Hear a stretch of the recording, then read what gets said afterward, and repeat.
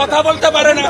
মমতা প্রথম এসে রেশন বন্ধ করেছে, আর পুলিশের দুটো ইউনিয়ন ছিল, একটা নন গেজেটেড একটা অ্যাসোসিয়েশন, দুটো তুলে দিয়েছে। দিয়ে ওর বাড়িতে যে বাজার করে শান্তনু সিনহা, ওকে দিয়ে ওয়েলফেয়ার বোর্ড করেছে। তাই পুলিশ বলতে পারছে না, পুলিশের হয়ে আমাকে বলতে হচ্ছে। বোলপুরে গিয়ে আমাকে মিছিল করতে হয়েছে পুলিশের স্ত্রী আর মায়ের সম্মানের জন্য। আমাদের মহিলা এমএলএরা এখানে তুলেছিল।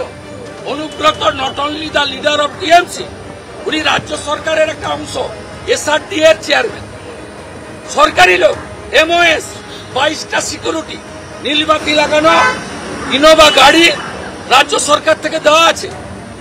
বিধানসভায় বলতে দেবে না, বললে তো মুখোশ খুলে যাবে। লক্ষ্মীর ভান্ডারও কাজ করবে না, আর গজা আর পেড়াও কাজ করবে। এই অনুব্রত মণ্ডলের বিরুদ্ধে এবারে অ্যাকশন টেকেন রিপোর্ট, আরো একটা অ্যাকশন টেকেন রিপোর্ট বীরভূমের এসপির কাছে তলব করেছে এনসিডব্লিউ। ইতিমধ্যে একটা রিপোর্ট এসপির তরফে পাঠানো হয়েছে, আপনারা জানেন, কিন্তু সেই রিপোর্ট সন্তোষজনক নয়। এইবার রিভিউ অ্যাকশন টেকেন রিপোর্ট চেয়ে পাঠিয়েছে এনসিডব্লিউ। 5 দিনের মধ্যে যাবতীয় নথিসহ সেই অ্যাকশন টেকেন রিপোর্ট জমা দিতে হবে। পুলিশের রিপোর্টের সঙ্গে দেওয়া হয়নি কোনো এফআইআর কপি। এনসিডব্লিউ অর্থাৎ জাতীয় মহিলা কমিশন সূত্রে এই খবর পাওয়া যাচ্ছে।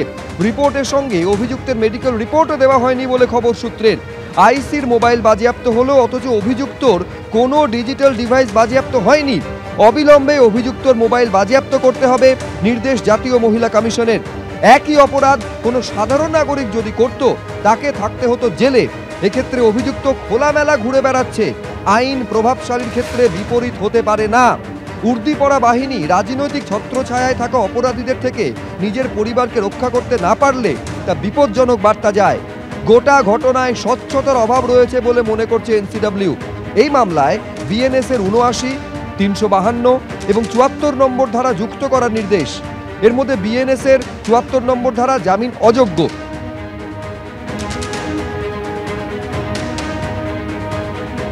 কমিশনের যে ডিসিশন, সেই ডিসিশনটা হলো পুলিশের যা যা করেছে সেটা আমাদের মতে সাফিসিয়েন্ট নয়, যথেষ্ট নয়।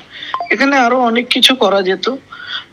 যেমন যেমন যিনি রেসপন্ডেন্ট মানে অনুব্রত মণ্ডল, তাকে আদৌ মানে কোনো প্রভিশন আছে কিনা কাস্টাডিতে নিয়ে ইন্টারোগেশন করার, because is a influential person, সেইটা দেখতে বলা হয়েছে।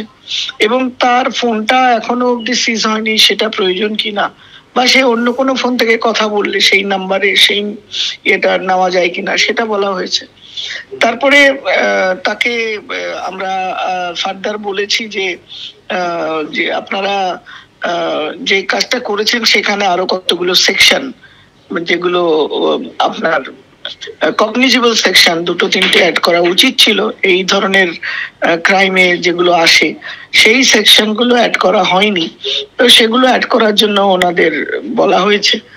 এবং এছাড়াও একটা টাইম বাউন্ড ইনভেস্টিগেশন এনকোয়ারি, এবং যারা অন্য 2জন অফিসার, একজন ধরুন ওনাকে জিজ্ঞাসাবাদ করেছেন এবং ওসির সঙ্গে কথা বলার সময় 2জন অফিসার ওই জায়গায় ছিলেন, তাদের বয়ানগুলো সেগুলো রেকর্ড করতে আমাদের পাঠাতে বলা হয়েছে।